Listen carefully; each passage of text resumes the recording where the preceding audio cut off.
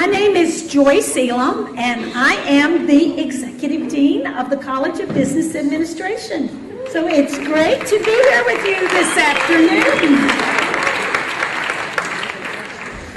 I'm really pleased to be able to introduce you to one of our very own alumni, Mr. Doug Gallagher, an entrepreneur, community leader, and family man.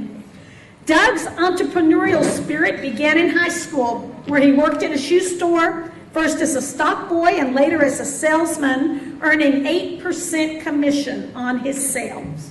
He also worked 2 paper routes and mowed lawns to earn spending money.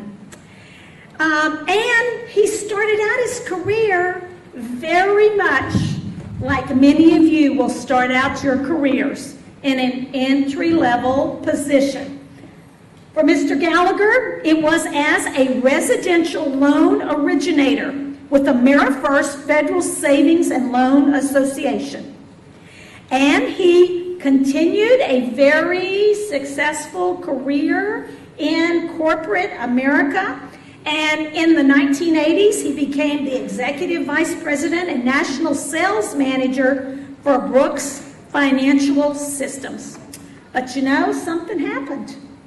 And in 1985, his entrepreneurial spirit that he had when he was a teenager, it came back. And he borrowed just over $14,000 from his 401k to found Gallagher Financial Systems. And for the next 24 years, he grew this business into a very successful and profitable one. And in 2007, he sold Gallagher Financial Systems to Wipro Ltd. Of Bangalore, India. Well, you know, once an entrepreneur, always an entrepreneur. And today, Mr. Gallagher is an early-stage investor in a new company called Optical Criminal Crime Preventions, a startup technology company focused on video surveillance as a service. And he also has a very interesting wine business that he might tell you a little bit about. But Doug was born in Wilmington, Delaware, and he earned his Bachelor's of Science in Psychology, and he earned his Master of Science in Management in Real Estate right here at FIU. Please join me in welcoming Mr. Gallagher as he shares his incredible story of entrepreneurial success with you.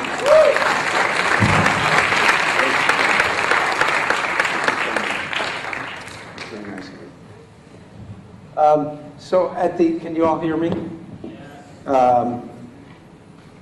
As unaccustomed as I am to being in a university environment for quite a while now, my eldest son is Stephen. Had taught for the last 7 years at University of Florida in Gainesville, American history. And Joyce knows that I'm somewhat distraught about him not yet finding his next position. He was supposed to have a full-time position at the university, but the economy struck. And we all know what that's about, right? Especially lately. Joyce, your introduction was very kind. You went on way too long. I asked her not to, but she didn't listen. So she's the dean, so she's in charge anyway. But that was very nice of you. I'm going to move away from the mic and just kind of do it that way. I'm a little bit more comfortable. So I'd like to begin by asking you all to help me get to know you a little bit better. Would everyone in the room who has a cell phone please stand up? You don't have to have it on your person, but you kind of have to have a cell phone somewhere. Most of you do. It's a good opportunity to stretch a little bit too, right? Okay, so please stay standing. Please stay standing. United States of America is a great country, isn't it? And the spirit that founded this country began with Thomas Paine. Thomas Paine was one of those folks who inspired Thomas Jefferson. You probably have never heard this before, but John F. Kennedy once said in the White House when he was making a speech before 50 Nobel laureates, he said, "This is the largest gathering and the most esteemed group ever to assemble in the White House, save one other possible exception." And that was when Thomas Jefferson dined alone in the White House. And so today, I'd like to leave you, after the next 40 minutes or so go by, I'd like to leave you with a spirit of what I believe is the essential part of where we are today and where we can go. Because each one of you, I'd like those of you who have thought about the possibility of starting your own business at some point in your life, I'd like you to remain standing. I think that most of you have thought about starting your own business at some point in your life, and please stay standing. I have one other thing I need you to help me with. Each one of you is going to have a chance to win a bottle of wine, a great bottle of wine from Napa Valley, California, because all you need to do is write down your cell phone number on a little piece of paper and pass it to the front of the room to Joyce Elam. Now, she's not going to know your name, so she's not going to call you on your cell phone or anything. Don't worry about that. But everybody, write your cell phone number down and pass it to the front of the room for Dr. Elam.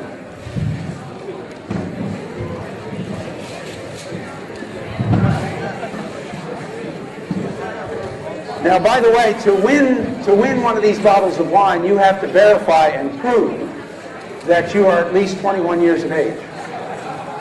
Now, I have not been in school for quite a while. I have 4 sons, ages 33, 31, 28, and 25. But I don't think there was a time when they were 17 or older where they couldn't prove they were 21. I hope that's true of most of you as well. Right, Joyce? So the wine, are there some of you, I assume, that are bilingual in the room, if not most? Okay, so the wine is called Soñador, dreamer in Spanish.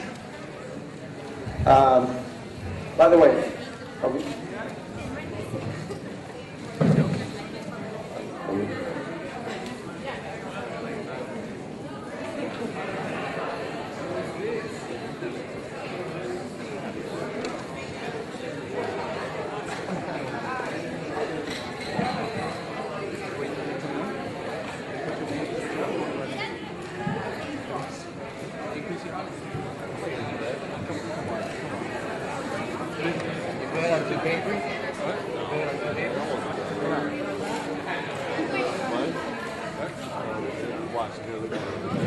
okay, so we're going to do the drawing for the wine a little bit later, and we're going to continue.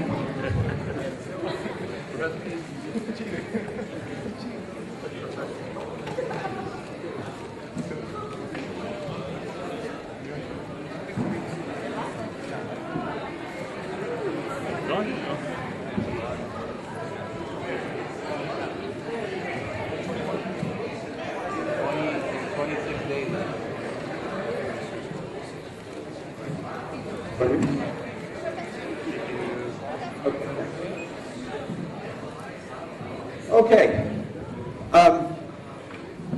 This is not one of my sons. This is an earlier version without the graying hair and other things, dating from approximately 1985. So Joyce was kind enough to share a little bit of background with you. How did I come to found Gallagher Financial Systems? Basically, I was out of work. I worked for AmeriFirst Federal from 1977 to 1982. In 1982, I joined a friend of mine's company by the name of Brooks Financial Systems. I joined them as Executive Vice President, National Sales Manager, in charge of sales, sales management, and product development.